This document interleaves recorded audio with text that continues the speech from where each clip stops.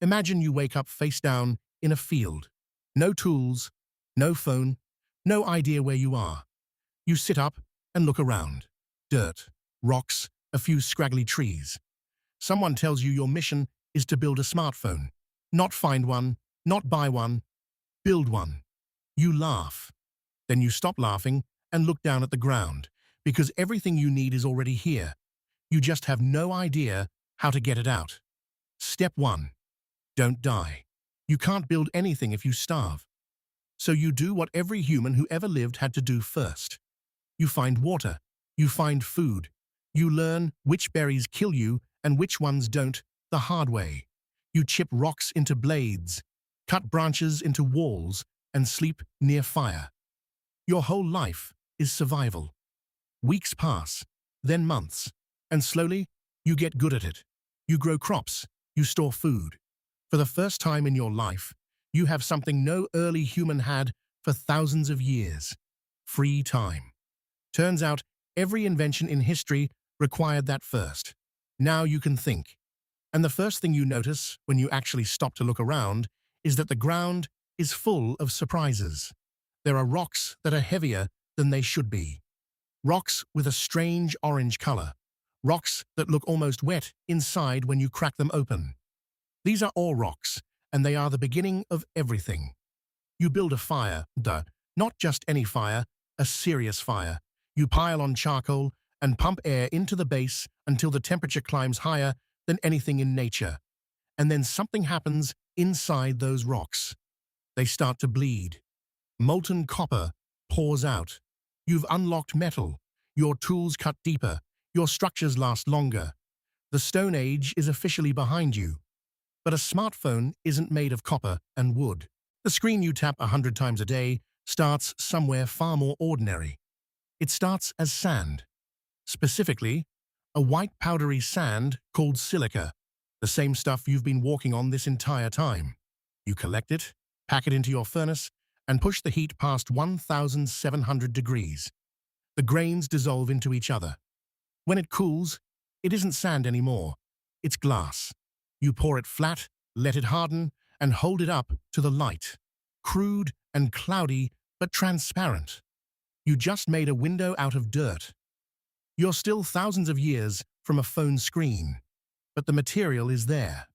Later, you'll learn to treat the glass with potassium salts, forcing them deep into the surface under enormous heat.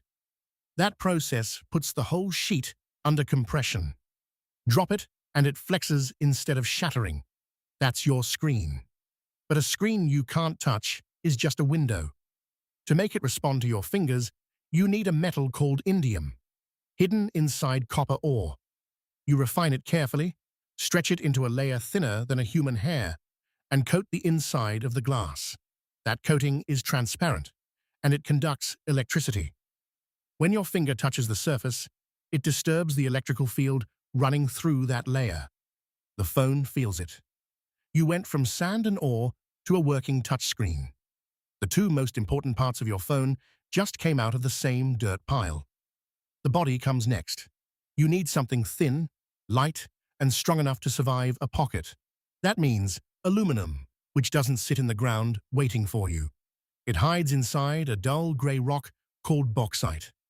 You crush the rock, dissolve it in chemicals, separate the layers, and run electricity through what's left until pure aluminum floats free. Roll it flat, bend it into shape. That's your frame. Now for the battery, and this sends you on a journey. Your battery needs lithium, locked inside dry ancient rock and desert salt flats. It needs cobalt, buried deep underground. Together they store electrical energy and release it on demand. Without them, your phone is a beautiful, powerless rectangle. So you mine them both, refine them both, build a small cell that charges when connected and drains when used. Exactly the battery wearing down in your pocket right now. You have a screen, a body, a battery. You still need a brain. Here is where it gets genuinely strange. The chip that runs everything, the one that handles your messages and your camera and your maps all at once, starts as sand. the same sand as the glass, except this time you need it pure in a way that sounds like a misprint.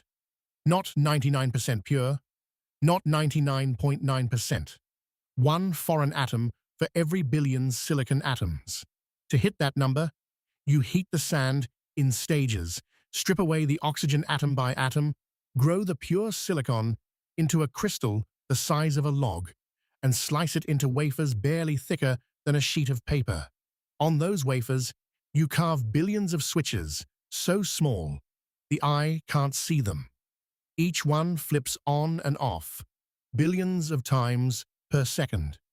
That flipping is thinking. That's your phone deciding things. Stack them into a processor. Add memory beside it. Solder everything onto the board with a paste of tin and lead. Then add the speakers. They need iron and rare earth metals called neodymium, dug from mountain mines to generate magnetic fields strong enough to vibrate air. The microphone works in reverse. The camera lens is more shaped glass, with light sensors made from silicon behind it. You put it all together. You turn it on. The screen lights up. Most people think a smartphone is a Silicon Valley invention. It isn't. It's a geology project. Every part of it was already in the ground, waiting. 3/4 of the entire periodic table pulled out of the same dirt you woke up face down in. You didn't build a phone. You read the Earth like a blueprint. The Earth was always the blueprint.